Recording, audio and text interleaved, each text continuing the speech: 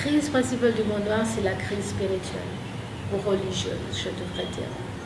Notre problème numéro un en tant qu'Africains, c'est notre aliénation spirituelle. Le fait que nous donnions toute notre énergie spirituelle aux dieux, aux divinités de nos ennemis. Et donc nous les alimentons spirituellement de notre énergie, de notre force. Et effectivement, nous-mêmes, nous nous affaiblissons. Donc, c'est cela notre problème numéro un. D'ailleurs, on le sait très bien parce que quand on discute avec des Africains, qu'on leur parle des problèmes économiques, ils n'ont aucun problème là-dessus. On leur parle de problèmes politiques, ils n'ont aucun problème là-dessus, ils sont prêts à se battre. Et quand on aborde la question religieuse, la question de notre adhésion à des traditions religieuses étrangères, et je parle ici en particulier de l'islam et du christianisme, et bien tout de suite, la situation devient très tendue. Et les discussions pratiquement impossibles, puisqu'à la limite, on peut même se faire lyncher ou tuer quand on problématise Jésus ou Mohammed. Quand on pose la question de la pertinence de ces deux personnages pour les Africains, tout de suite, le problème est énorme. Et cela montre bien que c'est bien là le nœud de la question. Et tant que nous n'aurons pas résolu cette question, tant que nous ne serons pas libérés, purifiés de Jésus, de Mohammed, il nous sera très très difficile, à mon avis impossible, de nous remettre debout. Alors il y a des Africains qui disent que Jésus et Mohammed sont universels, que leur message est universel. Il y en a même qui remontent à l'Égypte et qui vous expliquent que le christianisme et l'islam sont en fait nés en Afrique et que ce sont donc en fait des traditions religieuses africaines et que par conséquent il n'y a aucun problème à ce que les Africains soient musulmans ou chrétiens. Alors la réponse à cela est simple. Il est très probable, il est fort probable que ces deux religions-là effectivement emprunté certains éléments à la tradition africaine. Cela a déjà été démontré, donc on ne revient pas là-dessus. Mais la vraie question, c'est de répondre très honnêtement à pourquoi est-ce que les Africains sont chrétiens ou musulmans aujourd'hui, en 2015.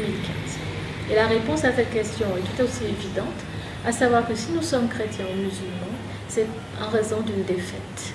C'est parce que nous avons été combattus et que nous avons été battus que nous sommes aujourd'hui chrétiens et musulmans, ou musulmans.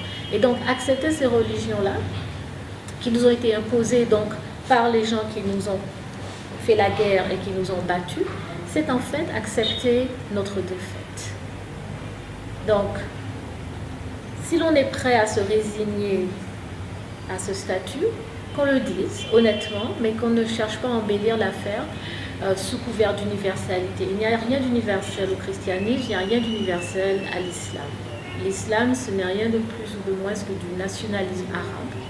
On le voit, par exemple, quand on vous dit que Allah parle arabe, c'est du nationalisme arabe. Quand on vous dit que les Arabes ont de la chance, justement parce que Allah parle arabe, ça veut dire que moi qui ne parle pas arabe, je n'ai pas de chance. Je ne suis pas cette relation privilégiée avec Allah. Et c'est bien vrai, puisque je ne suis pas arabe. Je ne tiens pas à avoir de relation privilégiée avec Allah. Allah, c'est le Dieu des musulmans, des Arabes, qu'il en soit ainsi, ça ne me gêne pas. Ce qui me gêne, c'est quand on essaie de m'imposer Allah sous couvert qu'Allah est un Dieu universel. Tant qu'il n'est pas un Dieu universel, c'est le Dieu des Arabes. Il a été créé par les Arabes pour répondre à leurs besoins d'unification et de consolidation. C'est tout. Le christianisme, c'est la même chose, avec Constantin qui en 325 décide de réunir le concile de Nicée parce que pour des raisons politiques de consolidation de l'Empire romain, il a besoin d'une religion et il le fait. On est encore une fois en plein nationalisme occidental, européen, blanc. Quand vous regardez les détails, vous voyez bien que ces religions-là ne sont pas des religions qui ont été faites pour les Africains. En fait, au niveau théologique, il y a d'énormes différences entre la religion africaine et ces religions-là. Par exemple, la religion africaine ne croit pas en cette notion d'enfer et de paradis, ça n'existe pas pour nous. Alors évidemment, les chrétiens ont inventé ça pour nous terrifier et pour continuer à nous contrôler. L'islam aussi croit au paradis et à l'enfer. Quand on regarde les détails de leur enfer et de leur paradis, on voit encore une fois leur empreinte culturelle, ethnique, profonde. L'islam vous dit que si vous êtes un homme pieux, vous allez au paradis, vous allez avoir 72 vierges blanches. Je me posais la question de savoir si les musulmans noirs, si leur rêve, c'est de passer l'éternité à copuler avec des femmes blanches, des femmes qui ne ressemblent pas à leur mère. Alors ça veut dire quoi au niveau du respect de soi, au niveau du respect de sa mère?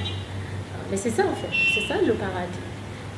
Donc les femmes sont blanches, ce qui signifie que les femmes noires ne sont pas dignes d'être l'ultime récompense d'un musulman, d'un arabe pieux.